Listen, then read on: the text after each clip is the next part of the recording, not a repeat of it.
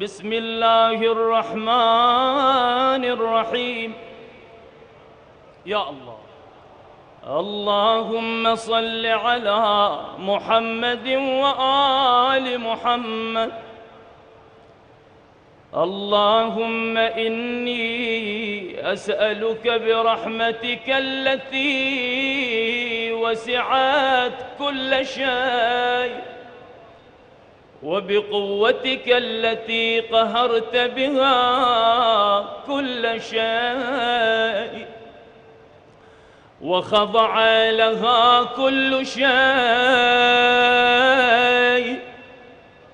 وذل لها كل شيء، وبجبروتك التي غلبت بها كل شيء، وبعزتك التي لا يقوم لها شيء، وبعظمتك التي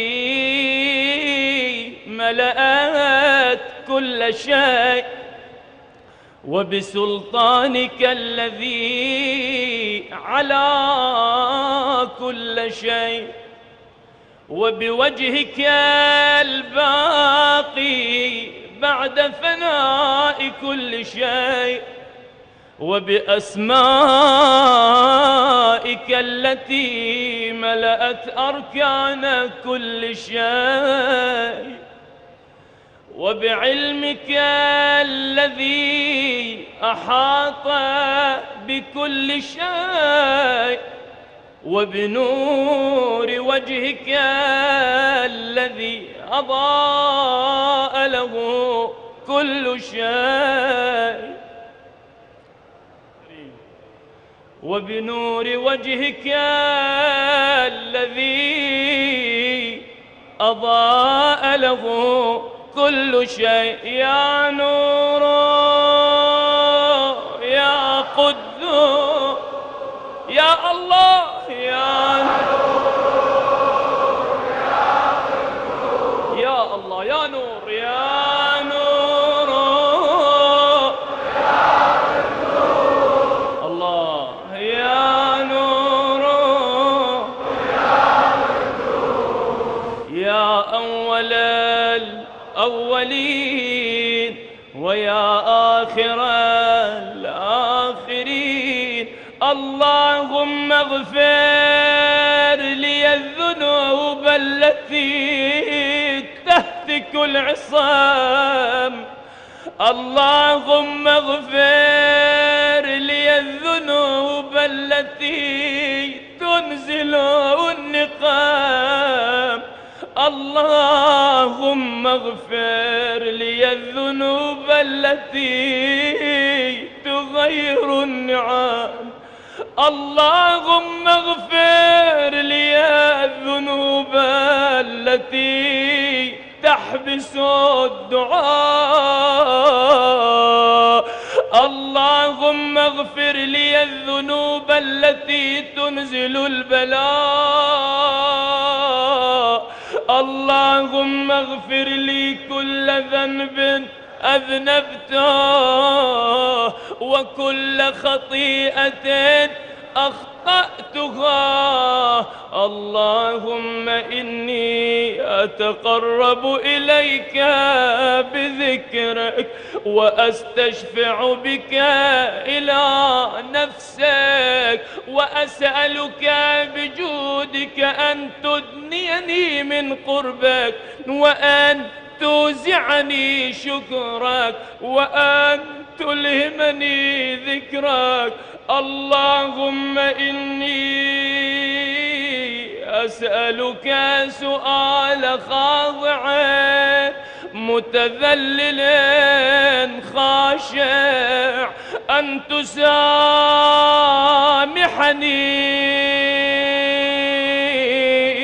أن تسامحني، أن تسامحني،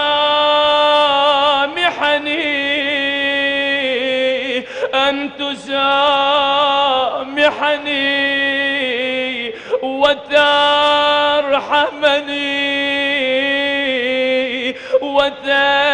وتجعلني بقسمك راضيا قانعا وفي جميع الأحوال متواضعا. اللهم وأسألك سؤال من اشتدت فاقته وأنزل بك عند الشدائد حاجته وعظم فيما عندك رغبته. اللهم عظم سلطانك وعلى مكانك وخفي مكرك وظهر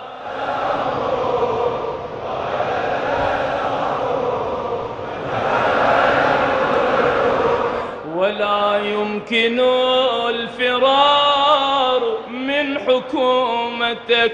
اللهم لا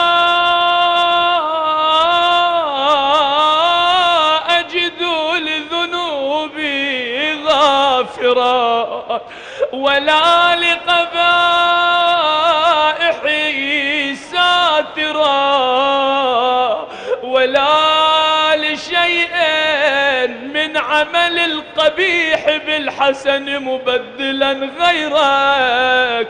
لا إله إلا أنت سبحانك وبحمدك ظلمت نفسي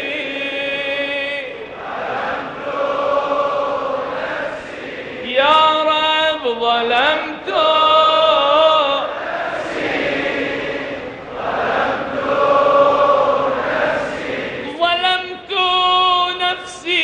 وتجرأت بجهلي وسكنت إلى قديم ذكرك لي ومنك علي. اللهم مولاي كم من قبيح سترته وكم من فادح من البلاء أقلته وكم من عثار وقيته وكم من مكروه دفعته وكم من ثناء جميل لست أهلا له نشرته. اللهم عظم بلائي اللهم بلائي وأفرط بي سوء حالي وقصرت بي أعمالي وقعدت بي أغلالي وحبسني عن نفعي بعد أملي وخدعتني الدنيا بغرورها ونفسي بجنايتها ومطالي يا سيدي. فأسألك بعزتك ألا يحجب عنك دعائي سوء عملي وفعالي ولا تفضحني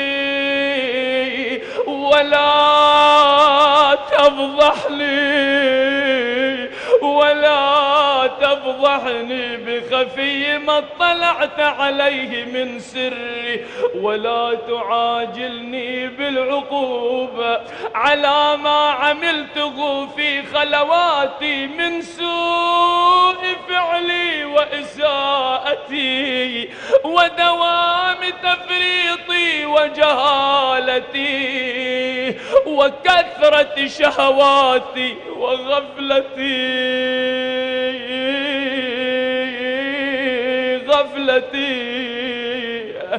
وكن اللهم بعزتك لي في كل الأحوال رؤوفا وعلي في جميع الأمور عطوفا.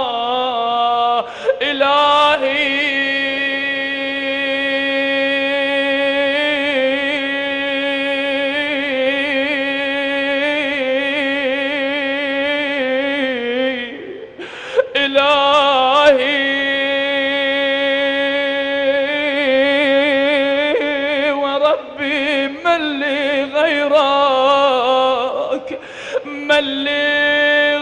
أسألك أسأله كشف الضر والنظر في أمري. إلهي ومولاي أجريت علي حكما اتبعت فيه هوى نفسي ولم أحترس فيه من تزيين عدوي، فغرني بما أهوى وأسعده على ذلك القضاء، فتجاوزت بما جرى علي من ذلك بعض حدودك وخالفت بعض أوامرك، فلك الحجة علي في جميع ذلك، ولا حجة لي ولا حجة لي ولا حجة لي فيما جرى علي فيه قضاءك وألزمني حكمك وبلاؤك. وقد أتيتك يا إلهي بعد تقصيري وإسرافي على نفسي، معتذرا نادما منكسرا مستغفرا منيبا، مستغفرا منيبا، مقرا مذعنا معترفا، لا أجد مفرا مما كان مني ولا مفزعا أتوجه إليه في أمري غير قبولك عذري وإدخالك إياي في سعة جميعا. اللهم فاقبل عذري يا الله، اللهم بحق الحسين، اللهم يا رب،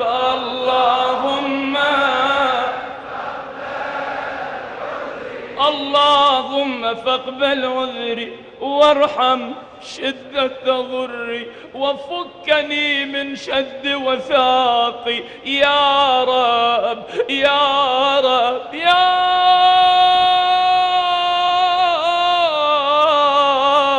رب. ارحم ضعف بدني ورقة جلدي ودقة عظمي، يا من بدأ خلقي وذكري وتربيتي وبري وتغذيتي، هبني لابتداء كرمك وسالف برك بي. يا إلهي وسيدي وربي أتراك معذبي بنارك بعد توحيدك وبعد من طوى عليه قلبي من معرفتك ولهج به لساني من ذكرك واعتقده ضميري من حبك، وبعد صدق اعترافي ودعائي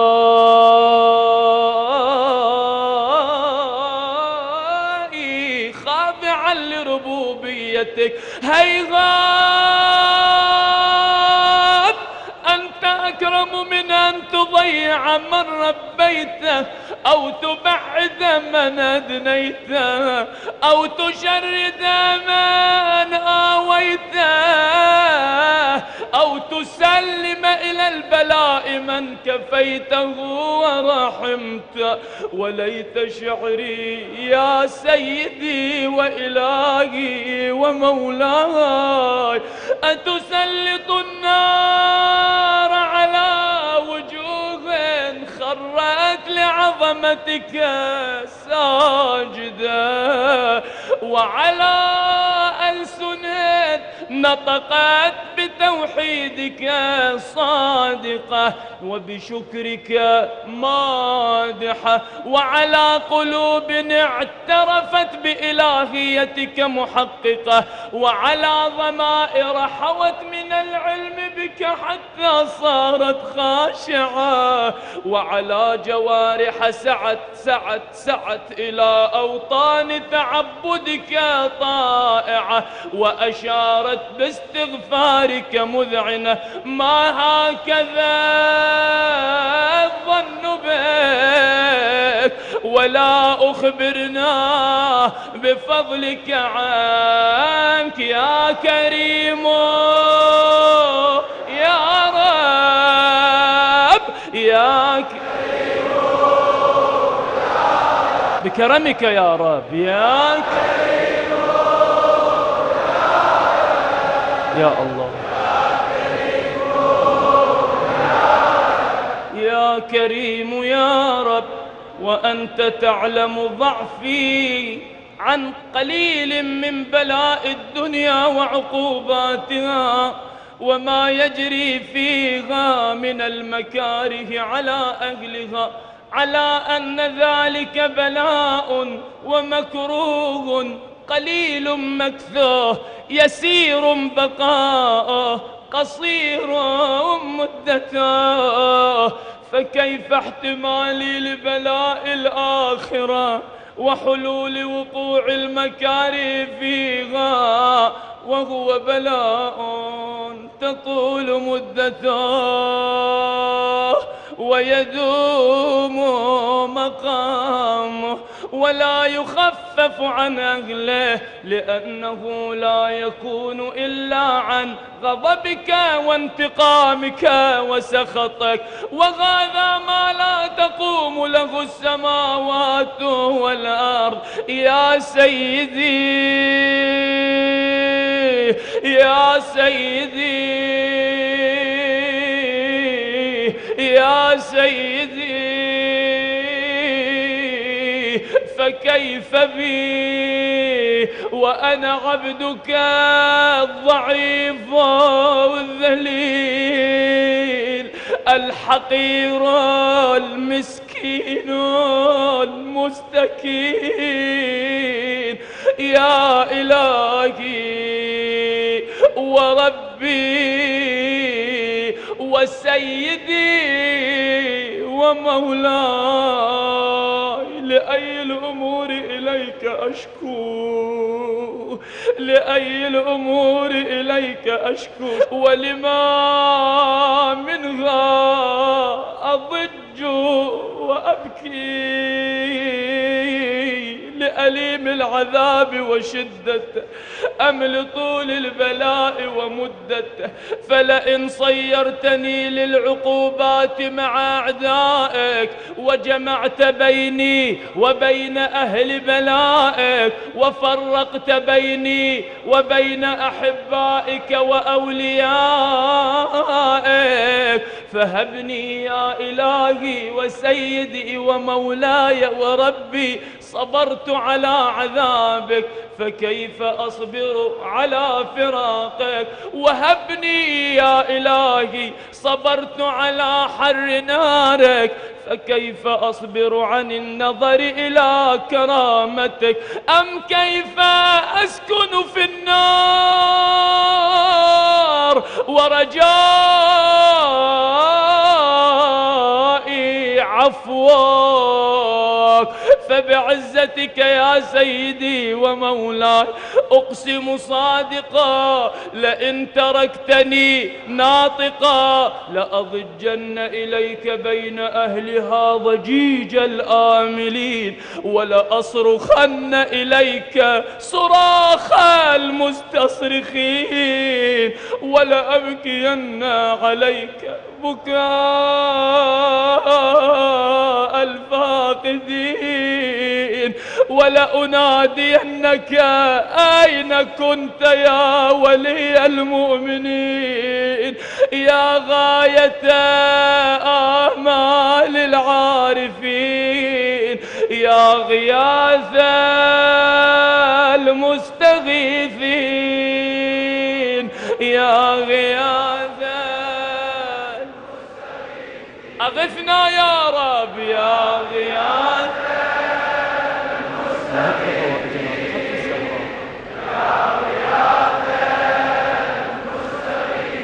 يا حبيب قلوب الصادقين ويا إله العالمين، أفتراك سبحانك يا إلهي وبحمدك تسمع فيها صوت عبد مسلم سجن فيها بمخالفته وذاق طعم عذابها بمعصيته وحبس بين أطباقها بجرمه وجريرته، وهو يضج إليك ضجيج مؤمل لرحمتك ويناديك بلسان أهل توحيدك ويتوسل إليك ويتوسل إليك ويتوسل إليك بربوبيتك يا مولاي. فكيف يبقى في العذاب وهو يرجو ما سلف من حلمك؟ أم كيف تؤلمه النار وهو يأمل فضلك ورحمتك؟ أم كيف يحرقه لهيبها وأنت تسمع صوته وترى مكانه؟ أم كيف يشتمل عليه زفيرها وأنت تعلم ضعفه؟ أم كيف يتقلقل بين أطباقها؟ أم كيف يتغلغل بين أطباقها وأنت تعلم صدقه؟ أم كيف تزجره زبانيتها وهو يناديك يا رباه؟ أم كيف يرجو فضلك في عتقه منها فتتركه فيها؟ هيهات، ما ذلك الظن بك ولا المعروف من فضلك ولا مشبه لما عاملت به الموحدين من برك وإحسانك.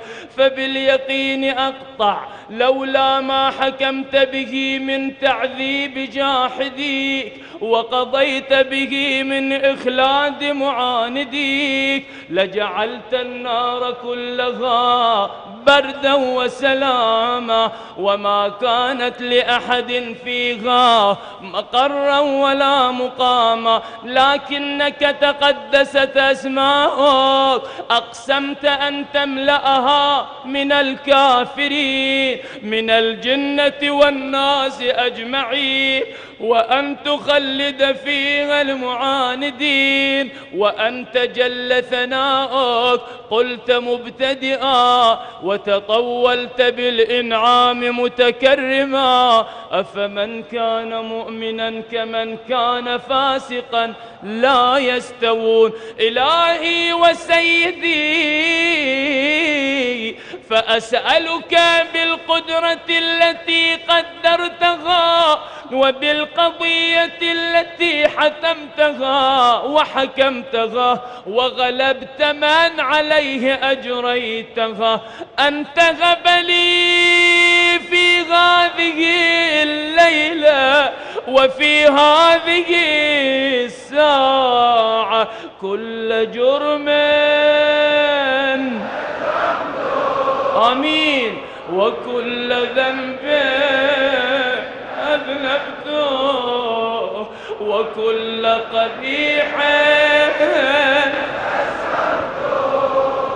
وكل جهل عملته كتمته أو أعلنته أخفيته أو أظهرته. الذين وكلتهم بحفظ ما يكون مني وجعلتهم شهودا علي مع جوارحي وكنت أنت الرقيب علي من ورائهم والشاهد لما خفي عنهم وبرحمتك أخفيته وبفضلك سترته وأن توفر حظي من كل خير أنزلته أو إحسان فضلته أو بر نشرته أو رزق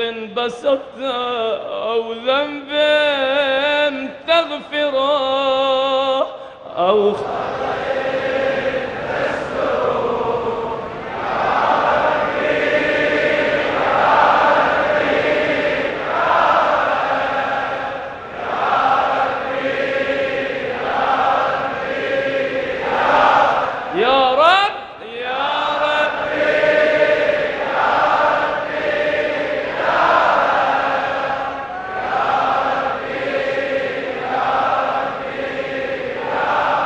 يا إلهي وسيدي ومولاي ومالك رقي يا من بيده ناصيتي يا عليما بضري ومسكنتي يا عليما بضري ومسكنتي يا خبيرا بفقري وفاقتي يا ربي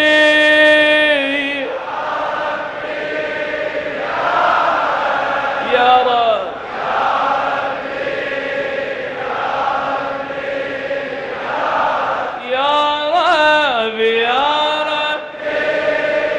الله يقضي حوائجكم جاه الزهراء.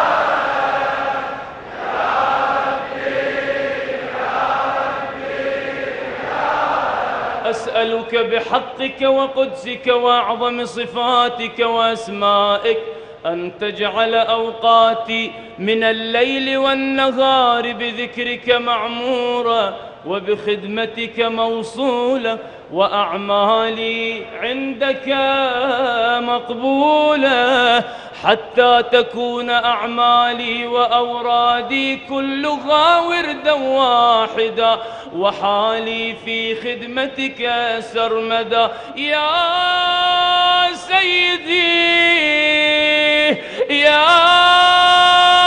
سيدي يا من عليه معولي يا من إليه شكوت أحوالي يا ربي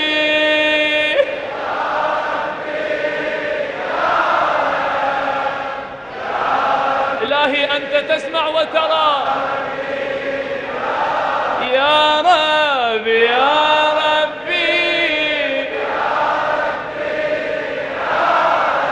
حوائجهم يا حق الزهراء.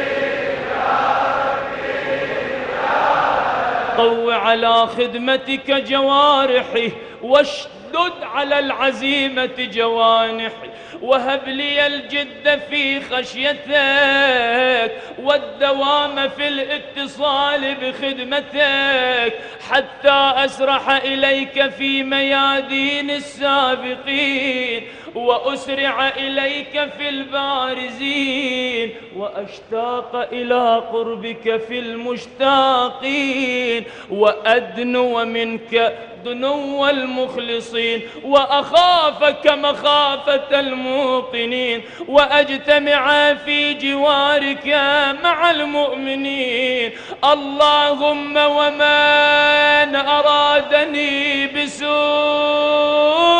فأرد ومن كادني فكاد واجعلني من أحسن عبيدك نصيبا عندك وأقربهم منزلة منك وأخصهم زلفة لديك فإنه لا ينال ذلك إلا بفضلك وجد لي بجودك واعطف علي بمجدك واحفظني برحمتك، واجعل لساني بذكرك لهجا، وقلبي بحبك متيما، ومن علي بحسن إجابتك، وأقلني عثرتي واغفر زلتي، فإنك قضيت على عبادك بعبادتك، وأمرتهم بدعائك، وضمنت لهم الإجابة، وضمنت يا الله، وضمنت لهم الإجابة. فإليك يا ربي نصبت وجهي، وإليك يا ربي مددت،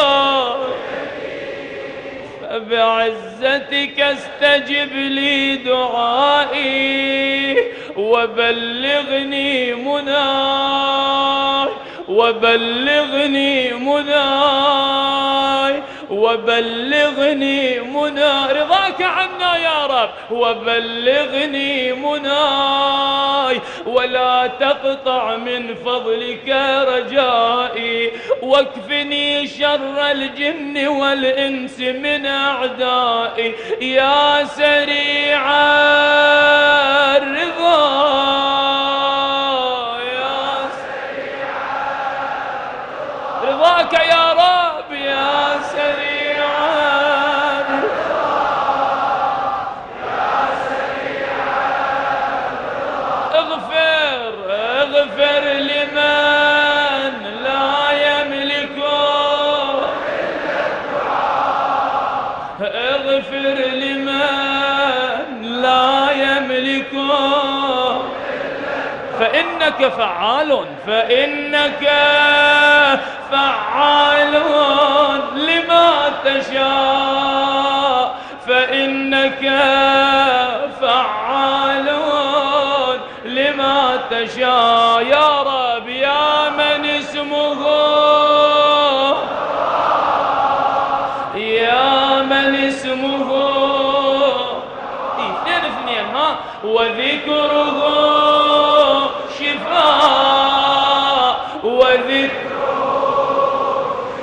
الله شافي مرضاكم، وطاعته غنى، وطاعته غنى، ارحم من رأس ماله الرجاء، وسلاحه البكاء، يا سابغ النعم، يا دافعا ادفع عنا يا رب، يا نور المستوحشين في الظلام، يا عالما لا يعلم، صل على محمد وآل محمد، وافعل بي ما أنت أهله، وصلى الله على رسوله والأئمة الميامين من آله،